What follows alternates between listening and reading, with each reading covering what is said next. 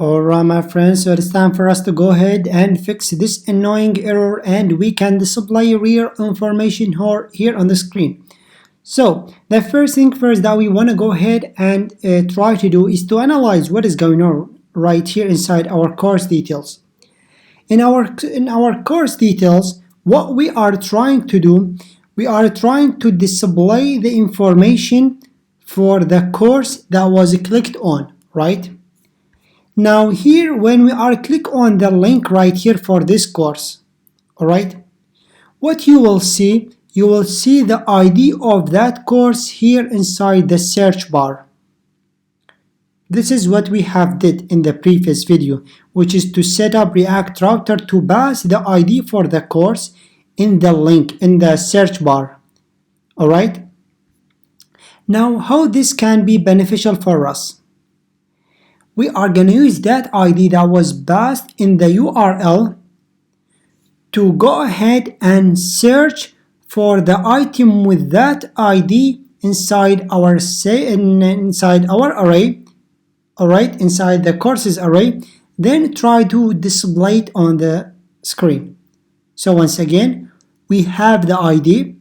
Now we have to go ahead and grab the courses array from Redux store. Then we can use that ID to find the item in our array. Then we can retrieve it back right here. So in order for us to start though, we have to connect this component to Redux. So I'm going to say connect from react-redux. Second of all, I'm going to wrap my component with that connect function, and here I have to pass it or to create that function. So constant, I'm just gonna say get courses, alright, from store. Very simple one. Should equal to the state, and here I'm just gonna return my courses, which was stored in I think the responsible reducer was called let me check it, I really forgot it. It is the course list, alright, dot courses, course list dot courses. Alright, so I'm just gonna return array called courses, and it's stored in the state dot course list dot courses. Alright, so it is course list or courses list, let me check it, courses with the s at the end, so it's like this,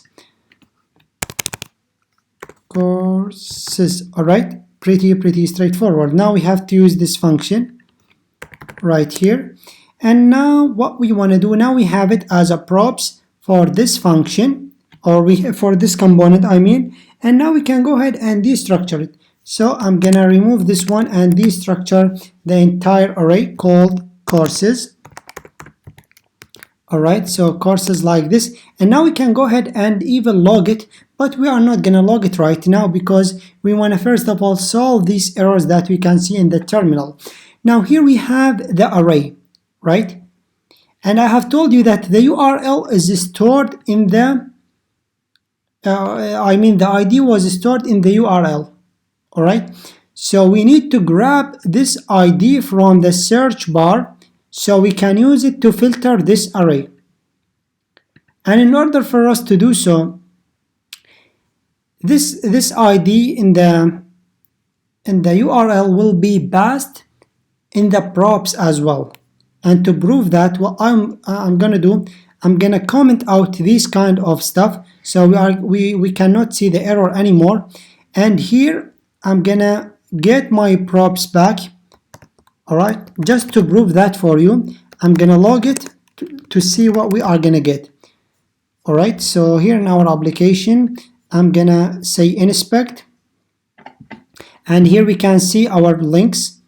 Alright, I'm gonna clear the console, click on one of them, and we can see the props should appear right here. Alright, now nothing is showing up, that means we have a problem. Alright, let me check. When we click, nothing will happen. Alright, so we need to check the routes, I believe. So we have say slash courses, let me just check the spelling. So slash courses slash ID, okay, slash we need a slash at the beginning. All right, like that. And if we go back and clear the console, click on one of them, we can see this props got printed to the console, which comes from line 7 on the course details component. Let me open it up. Here we have the line 7. We are logging the props. So let's check it out. Let's open it up and see what we can get from it. First of all, we can see the history, the location, the match.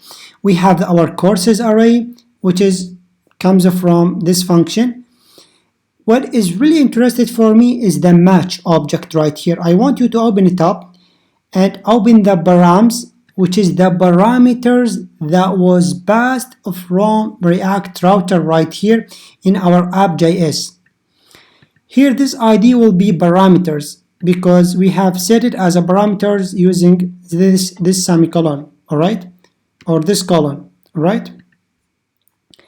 Now what we can do, we can say match.params.id in order for us to access the ID here in the URL. This is one of the benefit of using a React router. So here I'm also going, I'm gonna get my destructuring. I'm gonna destructure the courses array as well as the match object. And here I'm gonna say constant, let's call it for example course ID, and should equal to match.params.id. That will go ahead and grab the ID for us. And we have the array, so we can go ahead and filter our array and find the appropriate element. So a very simple one. We have our courses. I'm just going to say courses.find to find a specific item. And here it will take course. And I'm going to compare course.id. So course.id, that should equal to our course ID like that. So we are going to map it through our array, all right, to find the course, and we want the ID of that course and check if it's equal to our course ID that we got from our props. And here I'm just going to store it in a variable called course.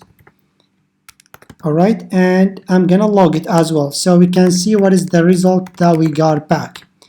All right, if we switch back to the web browser and open the console, open it up, so we can see we got undefined here on line 9. Now what is undefined? Here we have the course ID, we have the courses array, and everything should work just fine.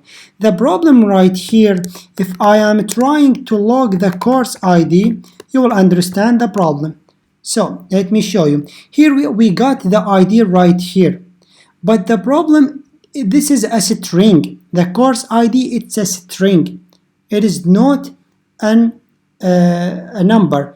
So let me show you. When I'm trying to log the match and open it up, open the parameters, you will see the ID, it's a string, all right? But if you open our data.json file, we have the ID as a number, all right? The value as a number. So here we are trying to compare a string to a number. That would not work in JavaScript. We have to convert the course ID here into a number. So I'm just gonna say number and wrap the course ID with this. That will go ahead and convert the value of our course ID into a number, a real number, not just a number inside a quotes. All right. If we switch back, we can see the console.log that we got from our line 11, which is the line that I am doing my console.log on our course, and it is the course that was clicked on. You can see the ID, the same here and the same in the URL. And if I click on another one, for example, the third one, which should has the ID 3, you can see the ID here 3, and here as well 3. Make a lot of sense. Now a very simple one. I'm gonna get my data here back. I'm gonna uncomment it. All right. And everything should work as it is. I'm going to remove the console.log, give it a save, switch back. We can see the data back. Very, very, very cool. Now let's go ahead and try it for another one. This one is working. This one, it is working very, very well. Now, as you can see, ladies and gentlemen, that was a very simple one, right? I am pretty sure that 100% of you got it correctly without even watching this video. And the only part is missing, it is to add this thing right here, the add and remove. Now you already know how to do it. I can give it as a challenge for you, because we already did something like this in the previous videos. Now you can finish it as a challenge. Hopefully that makes sense. Thank you, my friends, so much for watching, and see you in the next one.